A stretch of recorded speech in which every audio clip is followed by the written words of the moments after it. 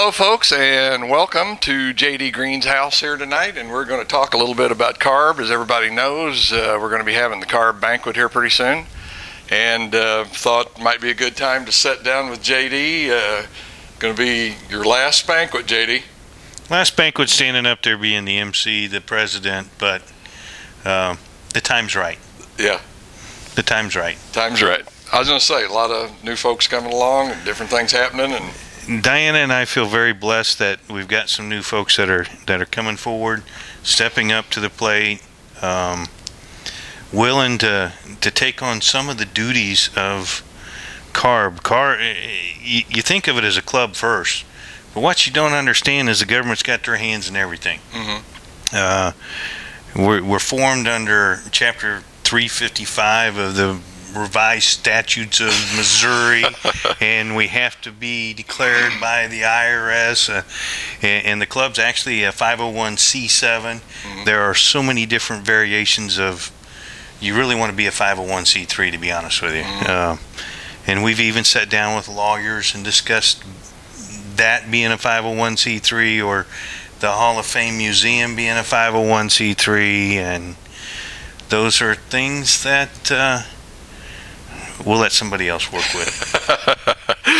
If they need help, we'll be there. You'll be there. I was going to say, I guess we're kind of getting a little ahead of ourselves, but the first question I wanted to ask you is when were you first aware of C.A.R.B? I know you raced for a few years, and we're out there doing your thing, and I think like so many racers, and I talk to them as well as you do, you know C.A.R.B's there, you know these awards are going to be presented at the end of the year, and you see what's happening, but what really kind of brought you to C.A.R.B?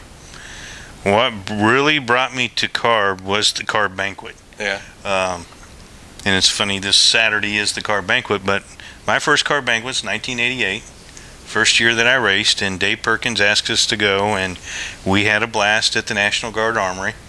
The seating was right there by the door, and I think it was like -2, and every time they brought in more food, that door opened, it was kind of chilly, but we had a blast. And then in 1989, we decided we would move to a different, warmer spot, and we had a blast again, and quite honestly, I received 2 awards, one as Most Improved Driver for the Charger class at Lakeside Speedway, and with it came a membership. Mm-hmm. And then the newsletters came, and then my wife says, hey, they have meetings, let's go.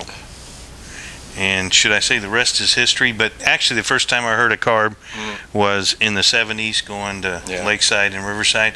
I would hear what C.A.R.B night was, but I didn't know what C.A.R.B was. Mm-hmm. And as much as we would like to get to all the race fans, I'm not sure we've ever conquered that step even to this day. Yeah. So, at what level did you actually get involved with C.A.R.B first? I mean, you just didn't jump right in there and get on the board of directors or whatever. I mean, it was just a member? Just a member, but it was actually Diana first. Diana became a board member in 91, or I think it was might have been 90. And then her and Vicki Davis were running for vice president the next year. We were at Randy Briggs at a I want to say a bar and grill, but it was a bar. Yeah. And we had the vote that night, and Diana won by 2 votes over Vicki for vice president. And then the next year she was president, and she was president for 8 years. Mm-hmm. And away we went. Away you went. And my actual first rolling in the Central Auto Racing Boosters is really quite an entertaining story.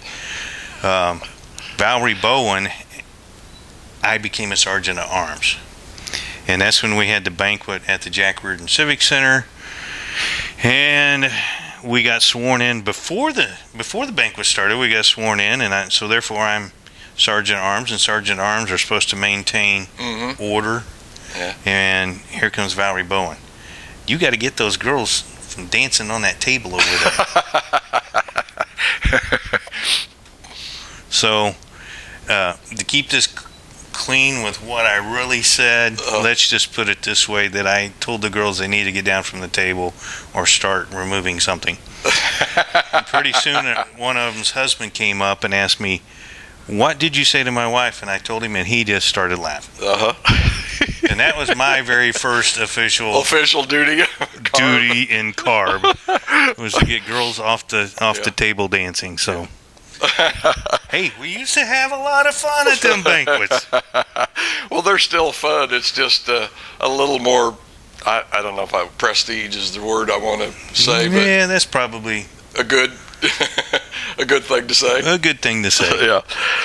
Just so everybody understands. You and/or your wife, Diana, have been president of C.A.R.B. What'd you say, 8 for her? She was president for 8 years. Rodney Hawkins was president 2001, 2002. And then in 2003 up through this year, I've been president. Yeah. So, if my math is right, 17 years. Yeah, that would be. We calculated it as we've been involved a little over 20 years with this club. Wow. And we've seen it change quite a bit. Yeah. So, in 1994, we had our very first bowl-a-thon. This next year, we'll have our 19th. Mm-hmm. Now, we made it happen, but it was Wilma Claxton's idea. Yeah. She was the one that said, hey, we ought to have this bowling tournament. It will be a success.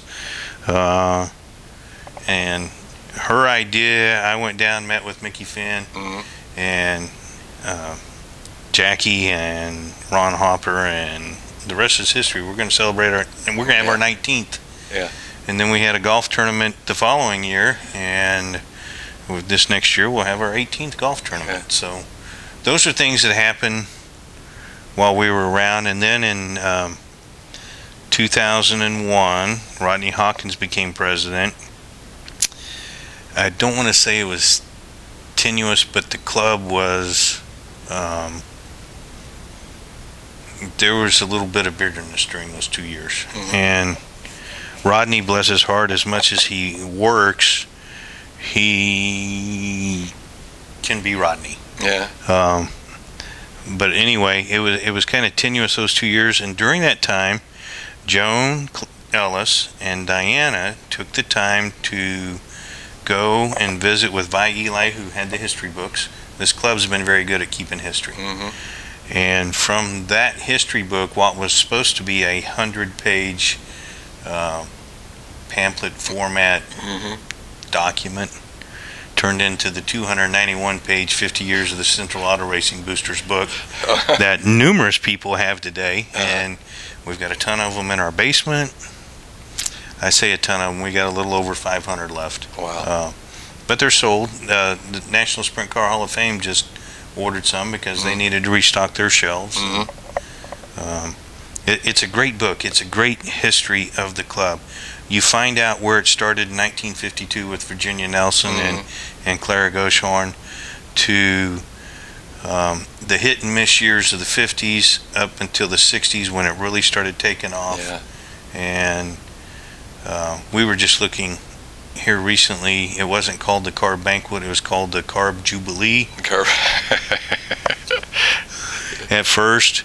And the neat thing is as you go through that book, and even to today, in the 60s, everybody wore a suit and tie to the banquet. Well, you know, that was kind of the dress of that era. That was the dress of that era. I remember my dad used to wear a suit down the city market, so. There you go. And then in the 70s, you notice the old polyester suits or whatever we wanted to call them then. Uh-huh.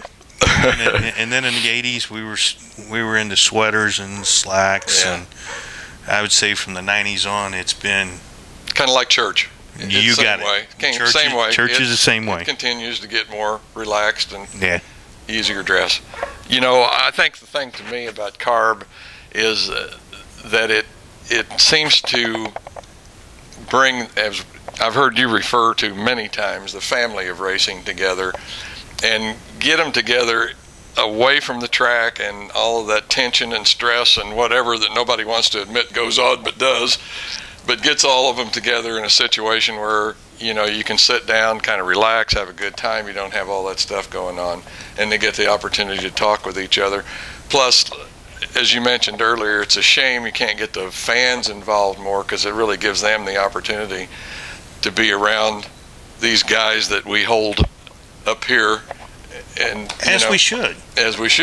But you have that opportunity to sit down with them and get to know them a little bit, because I still say that's one of the things that I feel so lucky about what I do, is getting to meet these guys, talk to them, get to know them, on a first-hand basis, and just not sit in the stands and say, oh man, that guy's really good. But C.A.R.B gives everybody that opportunity to do that. Yes, C.A.R.B does do that. Even one of the things we started last year, and I forget exactly whose idea it is. I'm sorry if you're watching this. I forget whose idea it was, but to start having drivers come to our meetings and speak. And the very first one was Tom Charles. He's an ex-president of C.A.R.B for 2 years, back in the 80s. And, well, let me rephrase that. He was actually our second modern-day driver. Our first one was Bud Honeycutt. And anyway, what we discovered is this is a great opportunity for fans to come to a general membership meeting. And if you're not making it to the banquet this Saturday, general membership meeting's December 10th. I'm ready for race season. Yeah, me too. We kind of got shorted this year. But anyway, December 10th, and Rick Beebe's going to be our guest speaker. Oh, okay. And we just had Tim Carrick this past month, and you're right. It's a great opportunity, because getting Tim to come it took several phone calls. Finally, he gave in, and when he got there, he's like, well, I know everybody that's here. Yes, you do. And it's a great opportunity. And, we have our old timers that show up and come. It's a great opportunity to get to know Virgil Chapman or Clyde Ellis or Joan Ellis and Bud Honeycutt. They are our Hall of Famers. That's our history. That's our history. Exactly. That's our big-time history. What exactly, after you got involved in C.A.R.B a little bit, of course I know Diane had already been president for a number of years, but boy, what enticed you to do it? Quite honestly, like I had said, the club was a little bit fractured, and I saw that I was really the only person that needed to step forward and put us all back together. At the time, were you vice president or? At the time, I was secretary. Secretary. And I enjoyed being secretary. I have written all the newsletters since 1994 up until the last two, and thank you, Jamie Powell. She stepped forward. It's the neatest thing. Once people step forward and you see their talents that they have, and they will take this club to the next step. They really will. I enjoyed doing it since 1994, and I even showed Jamie some of our newsletters since 1994. But the advent of the computer brought on things that we can do as a club and as officers, and that's what I foresee the next generation doing. And like I said, Diane and I aren't going anywhere. We're lifetime members, but it is time to let those who want to step forward, let them take the reins and run. Right. I've got another question in another area, but I'm going to ask you this question right now. Okay. Because I think we're kind of talking in this area. Your duties as a race director at 2 tracks have been partially this year, other than Lakeside drowning out. But did any of your duties as being the race director at Lakeside or I-35, did that bring any negative effects to you being president of C.A.R.B? Quite honestly, yes. And where it brought the negative effects is, you know, all the intensity that goes on to racetrack we don't talk about, but such and so got that call because he's a C.A.R.B member. Yeah. And I heard those things. Right. And quite honestly, you don't have time. You don't have time as a driver to think that, and you don't have time as a race official to think that. The events happen, you make the call, you go on. All right. We do our best, and it's not always me that makes the call. We do these things as a team. We've done everything in C.A.R.B as a team. We do everything at the racetrack as official-wise as a team. So, but somebody's got to get stones thrown at them. So. Right. Yeah. Okay. Well, I wanted to ask that because I know you're stepping down, and I'm sure you have your reasons, and we may talk about that somewhere on. So we'll go on. Yeah, there you go. Has C.A.R.B gotten to the point where you envisioned it, and I don't know where to put a time frame on that, whether I mean when you first started in it because you saw what it was, 10 years after that, or 5 years ago, is C.A.R.B getting where J.D. Green really would like to see C.A.R.B get to? Absolutely.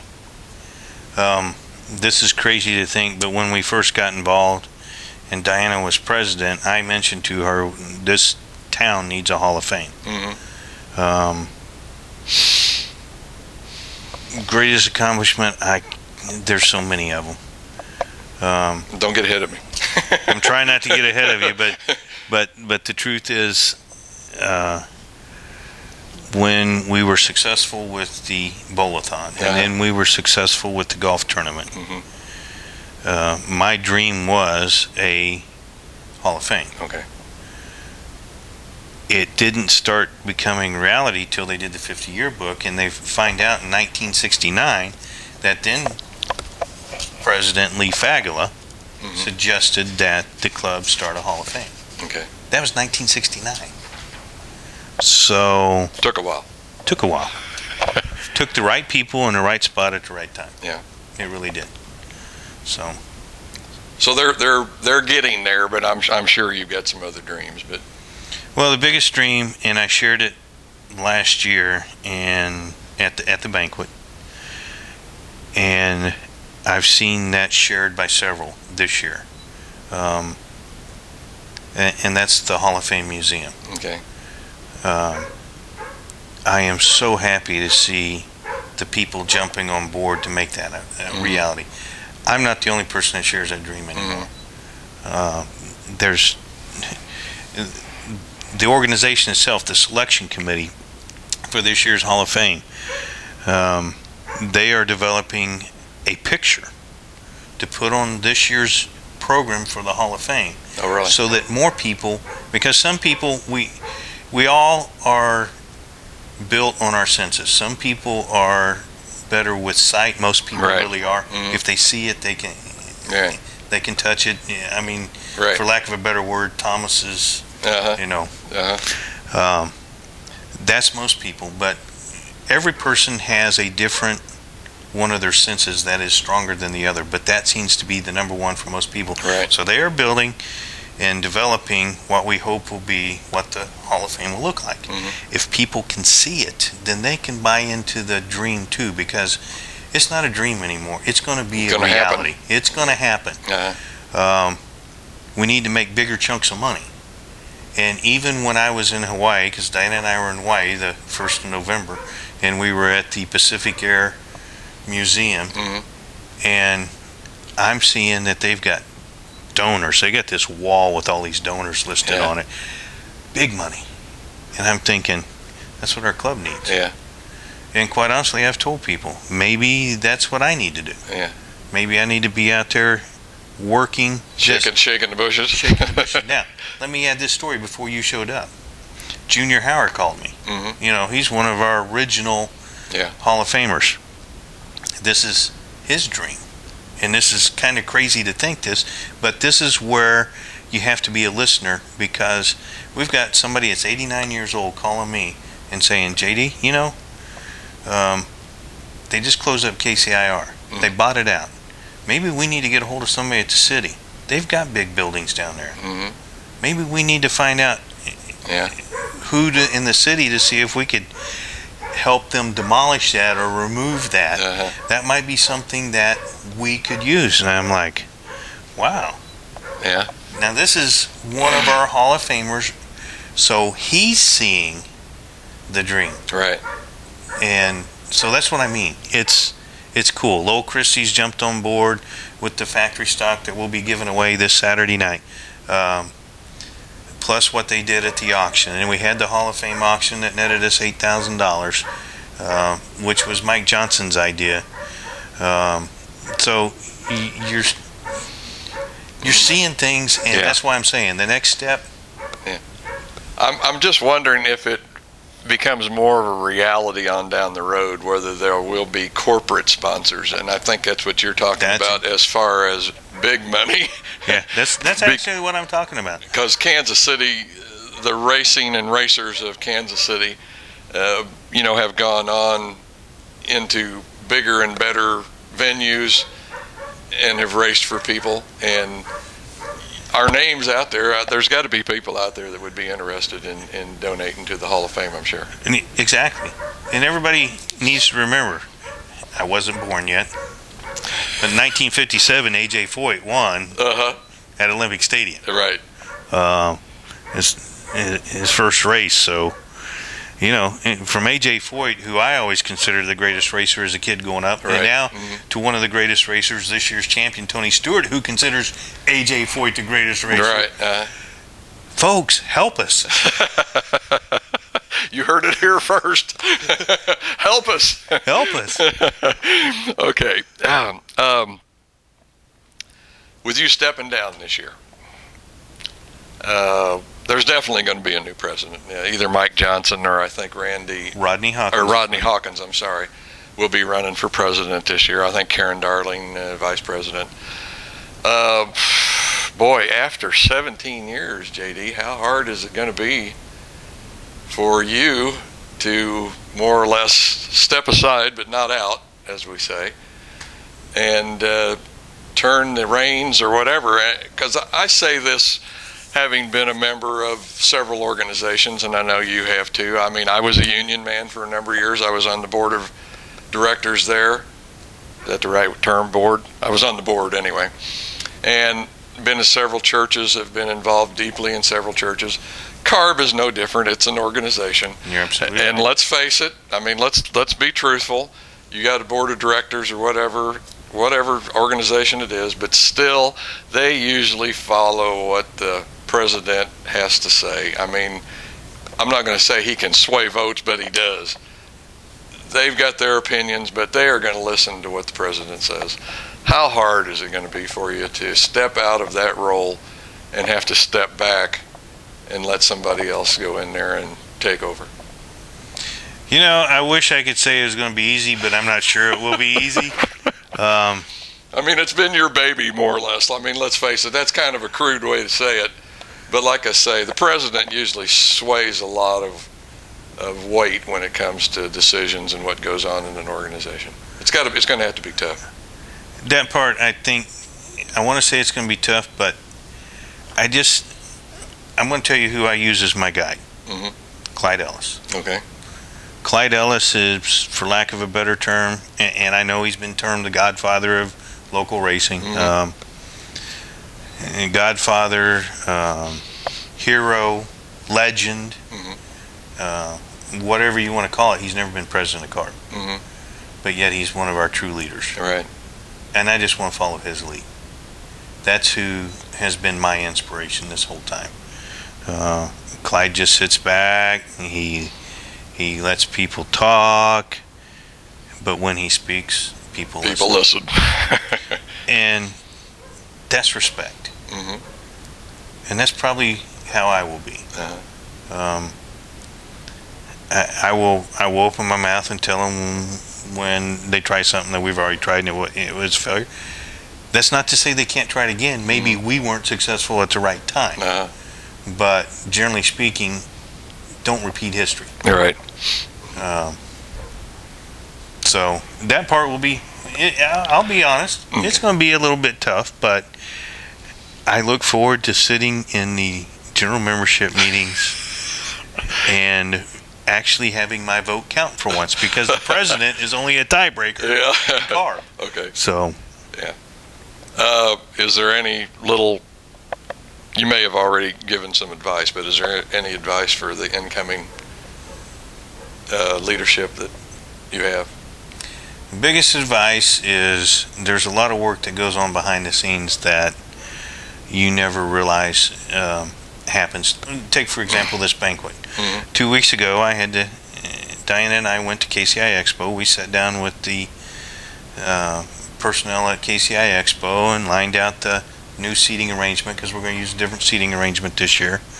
and made sure that the meals get covered, and those kind of things. You've got contracts that you got to sign, and they're going to have to be looking for a new banquet facility in 2013. I know it's not even 2012 yet, but that's how far out you have to think. Right. Next year's banquet's already set at the Courtyard by Marriott, where we're having our general membership meetings out in Blue Springs.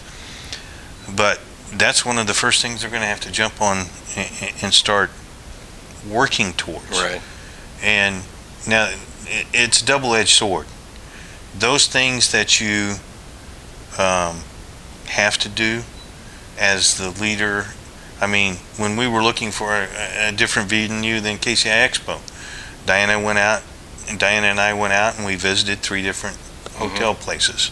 Now the nice part was the board was out there telling us where to go, to sit down with people, and you bring it back, because the president doesn't make all the decisions. I mean, the board of directors votes, and the officers vote, and we take it to the general membership. General membership still makes the final determination. But you're right, they are easily swayed by whatever the board normally does. They can't be there. They've got to go by your advice. Right. But those are things that have to go on in the background. For example, when you called me, I told you last night I was finishing up the president's speech. The president writes a speech for this banquet. The president does the agenda for this banquet. So that's taken a lot of work. It's a little bit more than just sitting down and showing up. I mean, you just can't show up and say, "Hey, I'm president." No, there's that kind of work that goes on in the background. But there's another plus to being president. If you sit back and you watch the people of the club work, you see who the workers are. You see who the people are that want to share their opinion but don't really do any work. You see what sometimes people perceive as, well, that person doesn't do very much, but yet if you take that away from the club, somebody has to do that Still work. has to do it. And so what I've seen over the last 9 years is we are a racing family. I'm going to preach that. We are racing. We still disagree. We still have issues. We don't like the way somebody does something the way they did it. But guess what? I've said this many times to our board of directors and our officers. When you sit and you look at everything that goes together, take the banquet, okay? The banquet, you had to get a DJ. So we had a DJ committee go out and get names. It's Rodney Hawkins this year. Then the seating people, which happened to be Diana and Kyle and Karen Darling and myself this year. When you sit down and you start putting those numbers together, you got 10 at a table, and how you're sitting everybody and how many tables. And see, that's one of the things a new president needs to understand. They want to charge you so much for each table that you use. You're running a tight ship there. A tight ship and a major budget for a not-for-profit organization. Those are the little things. But anyway, when we have one of these major events, and we've had several, the Ride for Victory, any banquet, the Hall of Fame, you see all that every little person does. And as president, you get to see the whole thing meshed together and go, wow, that's awesome. And I'm not sure everybody sees that. No, they don't. I don't. You have to be president to see that and see all the it's just like a rear end in a race car. All them gears got to mesh. Well, like you say, I think most people get the picture or the figurehead, and that's pretty much what they see about C.A.R.B. I think a lot of times, and as you say, there are so many people doing so many things. Even I like the ladies that greet you at the door. The ushers, stuff like that. There's just a lot of stuff that goes on, and you just don't realize. I'm sure. I know I don't. I know you're stepping down. Is there, over those years, I guess I'm asking as president, of the club, is there one memory that you have that kind of sticks out in your mind about C.A.R.B? March 6, 2004. Okay. What was that? The very first Hall of Fame induction ceremony. Oh, yeah? Okay. We finally got it accomplished. Uh-huh. Quite honestly, after the 50-year book and my first year as president, and the president appoints all committees, that's in the Constitution. Uh-huh. And Joan Ellis reminded me of that because she's been parliamentarian for 35 years. Which, hey, to her credit, she's a leader in her own right. Yeah. So, and we appointed a Hall of Fame committee to even start the process of coming up with a Hall of Fame. I could see the light at the end of the tunnel, but I'm going to be honest with you, Mike, getting there, I might have stepped on some people's toes, and I apologize. I've apologized to them since. And some people, I didn't even realize I stepped on their toes, or at least I took the blame for stepping on their toes. There was discussions, arguments, whatever you want to call it, over what to call the Hall of Fame. Yeah. And I've even told Mike Johnson this, and this is what worries me with the future, because I foresee the next big issue being once we get the money and we can, where are we going to locate it? Yeah. I want it in Kansas. I want it in Missouri. I want it north of the river. Oh, I yeah. want it. Somebody's going to step up and say, hey, this is where it's got to As be. I say, somebody's got to make the decision. So, and eventually the club will, but like you say, you got to start somewhere. eventually the club will. But March 6th, 2004, we got our very first one. We had 15 people inducted that night, and it started to create a great event. And we've also found out in the process of that, you have to honor history, and I'm going to say this two ways. The first few years of the Hall of Fame dinner, we had it on the very first Saturday of March. We moved it one year to the third Saturday in March. It flopped.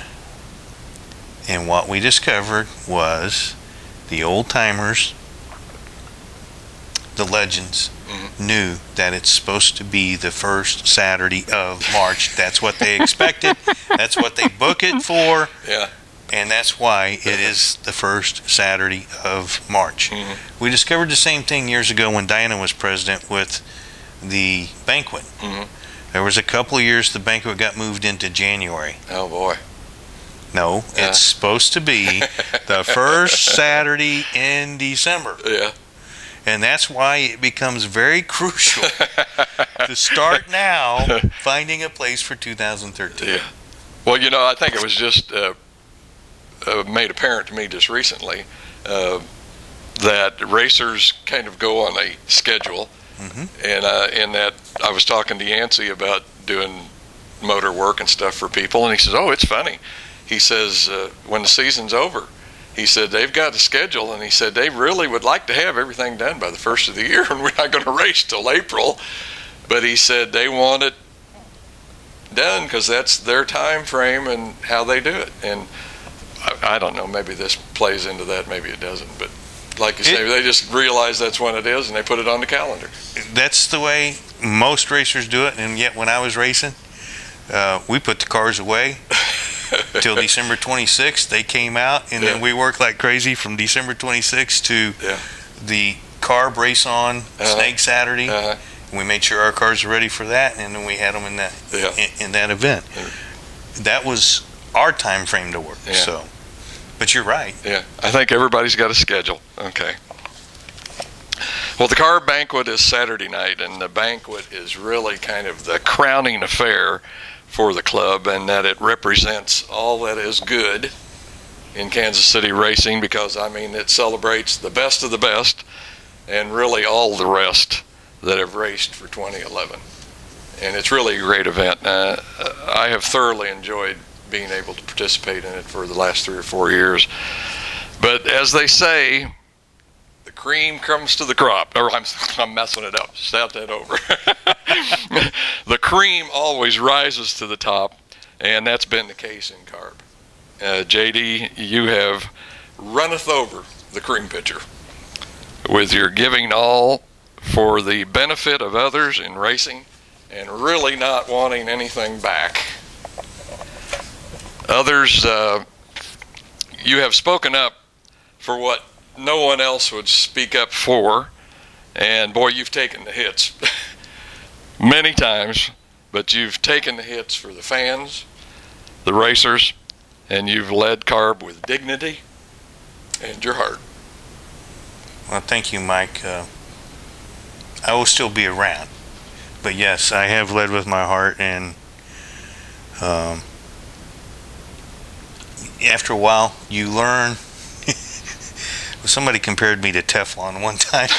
I'm going to be honest with you. That was a great comparison because nothing sticks to Teflon. Yeah. You do take the hits. Anytime you step up into a leadership role, you're going to take the hits. And you're going to take the hits from people that, quite honestly, is born out of jealousy. Mm-hmm. More than anything, it's born out of jealousy. And all you have to do to get over that is step up and do the work yourself. Mm-hmm. Volunteer.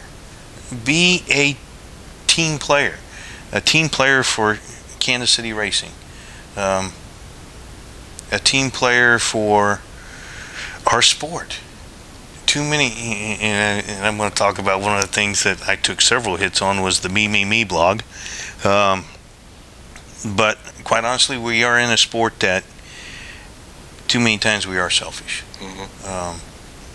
We got to quit doing that.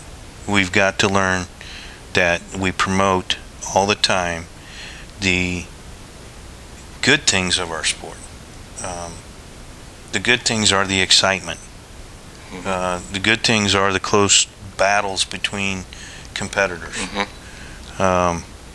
You ever watch a close race and even the guy that finishes second is getting out of his car with a big grin on his face. Mm-hmm. And that was fun, man. That was fun. That was fun. And that's what we need. We got to turn off the people that are negative. Mm-hmm. Whoever that may be, if they're negative, I mean, I don't watch the news half the time anymore because what is it? Mm-hmm. At 10:15 the weather comes on. That's what I want to see, and then I want to see the sports. Yeah. After that, I don't want to see any of the rest of that. That's negative stuff. Yeah. Mm-hmm. But yet, that's the first thing a lot of people run to because that's our nature, mm-hmm. is to run to the negative. But if you learn, promote the positive, right, work as a team, we can make a ton of things happen in this racing community. Mm-hmm. Kansas Speedway came to us this past year. They want to really get more involved. So, I just see so many positive things. I always have. I have trouble reading the negative on a person, even somebody that's just come up and as a race director, competition director, they come up, they scream at you, they're upset with you, and when they walk away, your first thought is, oh, what a jerk, but that's not really my first thought. Mm-hmm. My first thought is I try to see it from their side, and then at the same time, everybody in racing is family. Mm-hmm. Whether we like it or not, we are tied together by this sport. Right. And once it's in our blood, doesn't go away. It doesn't go away. I'm afraid not. Let's all work together. That's what this sport's about. And we can make this the greatest sport ever. Mm-hmm. We really can. And that's really what I challenge everybody to do. Yeah. Doesn't matter. And as you said, Diane and I aren't going away, but we've had some things family-wise that we need to take care of. Right. And they kind of hit us in, I'll just flat say it, I've known Yancey since he was 17, and the reason I've known Yancey since he was 17 was because he worked at Bill's Performance Center, and I was racing, and my brother-in-law, Diana's brother-in-law, Mark Miles, worked there too. Mm-hmm. And Mark Miles passed away unexpectedly, 51 years old, August 16th. Mm-hmm. And that has... makes you think, don't it? It makes us think, and we've got two great young grandsons. That makes you think, and it's time time that we spend a little time for ourselves. And the neat thing was, I got to take Diana to Hawaii this year. So. Can't beat that. Can't beat that. But we're going to Daytona this next year. Well, folks, that's going to wrap it up. And I hope everybody out there, you get a chance to go to the C.A.R.B banquet. I know you'll enjoy it. And like I say, man, you get to see the best of the best. And, see them get rewarded for the years they've had, and the effort and the time and the money and the blood and the sweat and the tears. And hope you make it out. That's going to be Saturday night. But that's going to wrap it up here. And thanks again, JD. Thank you, Mike. I knew